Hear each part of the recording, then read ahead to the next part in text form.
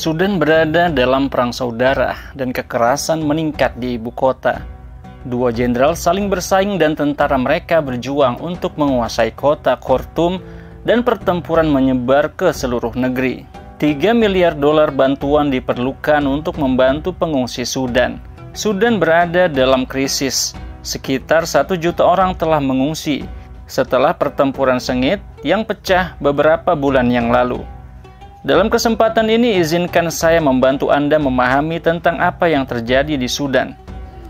Saya ingin menunjukkan kepada Anda bagaimana lokasi Sudan. Sudan berada di lokasi yang dekat dengan terusan Suez dan Tanduk Afrika, menjadikannya sangat penting secara geopolitik. Ini adalah salah satu alasan mengapa negara-negara yang berada jauh dari Sudan menyaksikan konflik ini dan bersiap untuk terlibat untuk mengamankan kepentingan mereka dan untuk mempengaruhi negara ini di masa depan. Saat perang di negara ini pecah pada pertengahan April, kita telah melihat di jalan-jalan dan di langit Sudan bagaimana para imigran melakukan evakuasi keluar Sudan, termasuk warga negara Indonesia yang terpaksa dipulangkan ke Indonesia karena kondisi keamanan yang semakin buruk di Sudan. Lebih dari 400 orang telah meninggal, hampir 4.000 orang terluka, dan dunia menonton dan bertanya-tanya apa yang sebenarnya terjadi di Sudan. Sudan telah mengalami konflik sejak didirikan. Itu dimulai dengan perang saudara pertama yang terjadi setahun sebelum mereka memperoleh kemerdekaan dari Inggris. Ya, perang saudara dimulai saat kemerdekaan negara baru saja diakui secara resmi oleh Inggris dan Mesir. Pertempuran sering terjadi antara utara dan selatan untuk memperebutkan kendali atas Sudan. Dan karena Sudan memiliki minyak dan emas, konflik ini selalu menarik orang luar yang ingin mendukung pihak yang akan melayani kepentingan mereka. Konflik saat ini banyak berkaitan dengan tindakan satu sosok, yaitu Omar al-Bashir, seorang kolonel tentara Sudan yang mengambil alih pemerintahan dalam kudeta tak berdarah di akhir tahun 80-an. Selama Perang Saudara Kedua di Sudan, dia dengan cepat membubarkan parlemen Sudan. Dia melarang partai politik dan dia memperkenalkan hukum Islam dan menjadi diktator militer. Dan untuk mengamankan kekuatannya dan menangkis oposisi, dia mengumpulkan sekelompok milisi di bagian barat negara itu untuk membuat kekuatan militer pribadinya sendiri. Mereka adalah sebuah unit khusus, para prajurit setia yang dia kumpulkan. Dan dia menggunakan kekuatan ini untuk membasmi siapapun yang dia inginkan untuk tetap berkuasa, terutama di wilayah Darfur, di mana kelompok non-Arab merasa diabaikan oleh pemerintah. Dan mereka menginginkan untuk melepaskan diri, tetapi al-Bashir menggunakan kekuatan militer khususnya untuk membantai para pemberontak ini. Hal ini menyebabkan pembunuhan massal, ratusan ribu orang tewas, dan menggusur jutaan orang dalam proses penyerangan tersebut. Al-Bashir akhirnya mengganti nama tentara pribadinya menjadi pasukan pendukung cepat. Dalam bahasa Arab disebut Quwat ad-Da'mus Sari', dan dalam bahasa Inggris disebut Rapid Force. Pasukan bantuan cepat ini bukan hanya sekedar pasukan biasa. Kumpulan dokumen bank dan perusahaan yang bocor menunjukkan bahwa Angkatan Darat ini juga merupakan sebuah bisnis yang menguntungkan. Kekaisaran yang merebut tambang emas, menjalankan operasi penyelundupan, berpatroli di perbatasan, dan menyediakan para prajuritnya untuk disewa dalam konflik regional dan memfasilitasi perdagangan emas yang menguntungkan dengan kekuatan asing seperti Rusia dan Uni Emirat Arab. Salah satu dokumen merinci pengiriman emas batangan senilai 30 juta dolar dari Sudan ke Dubai, dari perusahaan milik Hemeti, sang pemimpin pasukan bantuan cepat ini. Ini adalah bagian penting dari cerita ini, karena selain membantu al-Bashir, sang diktator, untuk tetap berkuasa, pasukan bantuan cepat ini juga membuat panglima perang pasukan ini, yaitu Hemeti, super kaya, karena dia dapat menggunakan puluhan ribu tentaranya untuk mengontrol pasar emas dan perbatasan Sudan. Maka di tahun 2005, konflik di Darfur baru saja dimulai, tetapi perang saudara yang telah berkecamuk selama beberapa dekade antara utara dan selatan berakhir pada tahun 2011. Hasilnya adalah perpecahan formal dengan Sudan Selatan, dan negara Sudan akhirnya pecah, dan Sudan Selatan menjadi negara paling baru di dunia. Tetapi bersamaan dengan itu, Sudan Selatan mengambil 75% dari cadangan minyak. Ini merupakan pukulan besar bagi ekonomi Sudan, sehingga inflasi berjalan liar, harga makanan naik, dan al-Bashir tidak punya cukup uang untuk melanjutkan sistem suap dan upeti kepada elit politik di militer. Kualitas hidup di Sudan merosot, dan pada 2019 mereka pun tenggelam dalam krisis. Di seluruh negeri, orang-orang turun ke jalan dan memprotes diktator mereka, yaitu Umar al-Bashir. Rakyat Sudan menuntut demokrasi. Tentara Sudan dan pasukan bantuan cepat, kedua organisasi militer yang terpisah ini, melihat apa yang akan terjadi. Kedua pasukan ini kemudian bekerja sama dan menggulingkan Umar al-Bashir, mengirimnya ke penjara dan mengambil alih pemerintahan. Itu terjadi di akhir tahun 2019.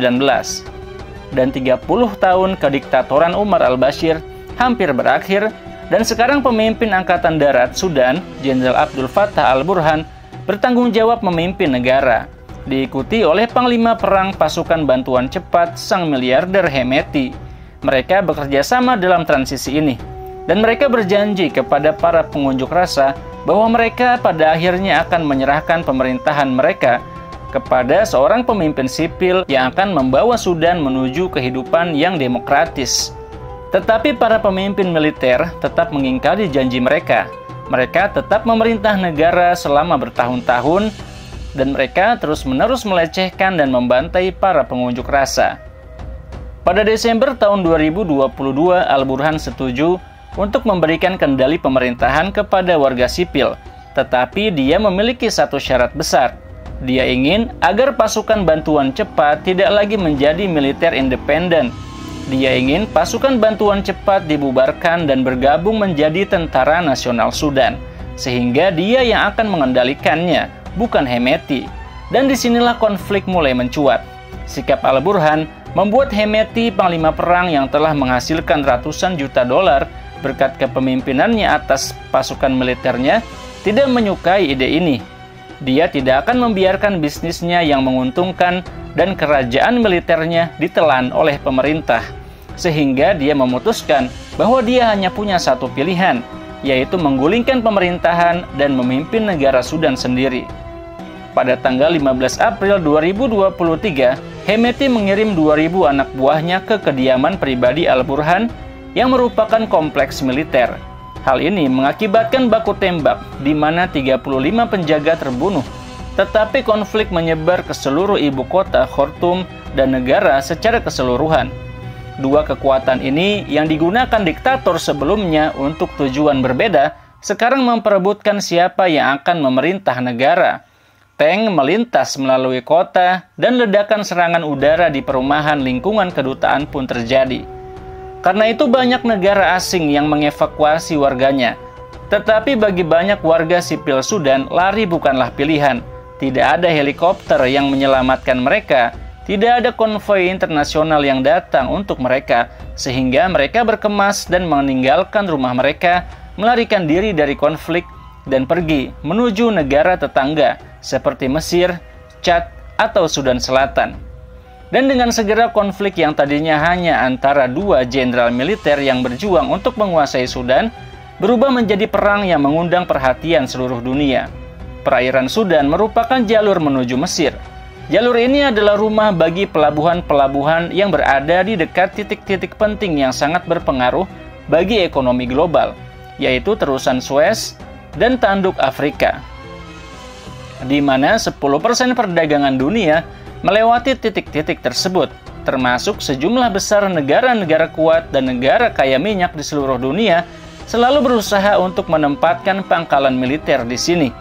Mereka ingin mengontrol pangkalan dan pelabuhan karena posisinya yang vital bagi perdagangan global. Sudan juga kaya dengan sumber daya emas, seng, perak, kromit, dan besi. Ini adalah barang yang diinginkan dan dibutuhkan negara asing.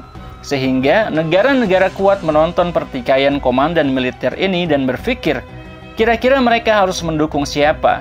Siapa yang akan mengamankan kepentingan mereka dalam baku tembak di masa depan di negeri Sudan? Uni Emirat Arab adalah pemain besar dalam hal ini. Mereka membeli dan memurnikan sebagian besar emas Sudan dan banyak diantaranya berasal dari Hemeti dan bisnis militernya.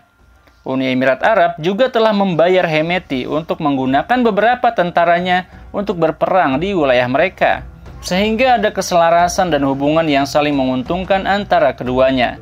Tetapi Angkatan Bersenjata Sudan juga telah bertempur di Yaman dalam beberapa tahun terakhir, dan Uni Emirat Arab telah membuat kesepakatan dengan pemerintah militer untuk mengamankan pelabuhan, sehingga Uni Emirat Arab sekarang berada dalam situasi di mana mereka telah mendukung kedua sisi yang sedang berkonflik dalam perang di Sudan. Dan kemudian ada Libya, di mana Panglima Perang Khalifah Haftar memiliki hubungan yang kuat dengan Hemeti. Hemeti juga meminjamkan beberapa pejuangnya untuk pergi ke Libya untuk berperang di pihak Haftar. Maka sekarang Haftar membalas budi, mendukung Hemeti dengan mengirimkan bahan bakar dan pasukan bantuan. Posisi Haftar sangat penting dalam perang ini, karena jika negara lain seperti Uni Emirat Arab memutuskan untuk mengirimkan uang atau senjata ke Hemeti, mereka dapat menggunakan Haftar dan jaringannya sebagai perantara. Sebenarnya ini sudah terjadi.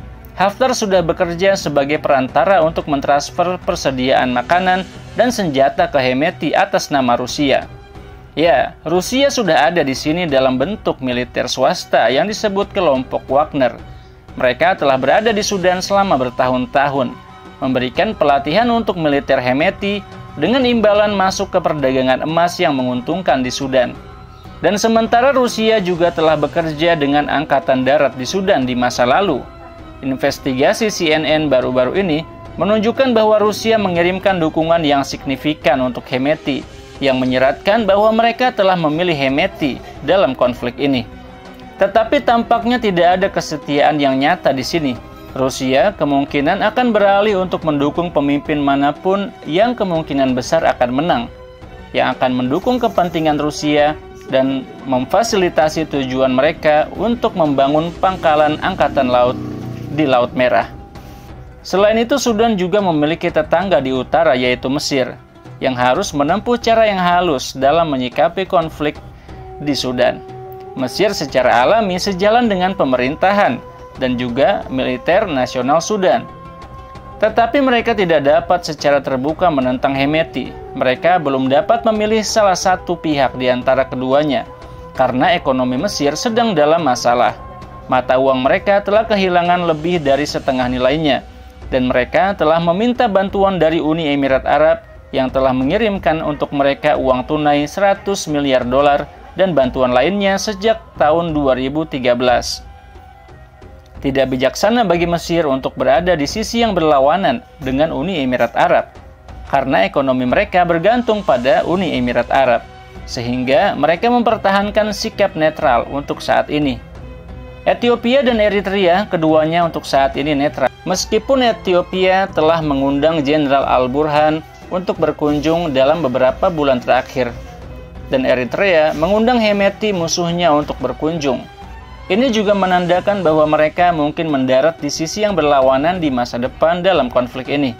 Sementara Saudi Arabia dan Amerika Serikat menawarkan diri untuk bertindak sebagai mediator, berharap agar ada resolusi damai. Dan beberapa orang berpikir bahwa Cina yang baru-baru ini menegosiasikan kesepakatan antara Arab Saudi dan Iran mungkin menggunakan ini sebagai momen untuk melenturkan otot diplomatik baru mereka agar mereka menjadi perantara di konflik Sudan antara dua jenderal ini.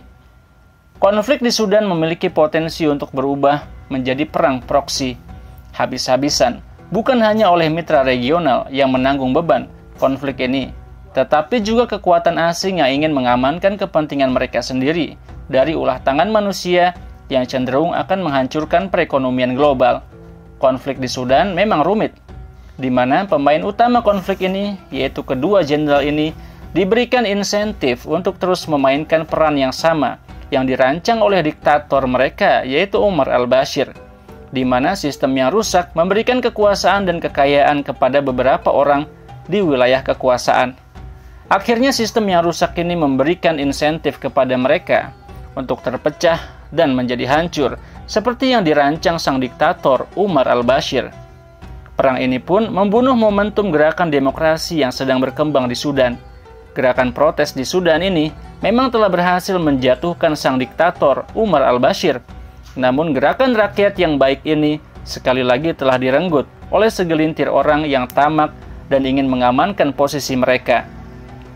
Sebuah dilema yang sangat rumit namun harus dihadapi oleh Sudan. Semoga konflik ini segera berakhir dan Sudan sebagai salah satu negara yang sangat penting di Afrika dan di Timur Tengah dapat kembali damai dan menjadi negara yang bersatu. Terima kasih Anda telah menonton video ini sampai habis dan sampai ketemu lagi di video selanjutnya insyaallah. Saya Muhammad Izdian Muttaqin. Wassalamualaikum warahmatullahi wabarakatuh.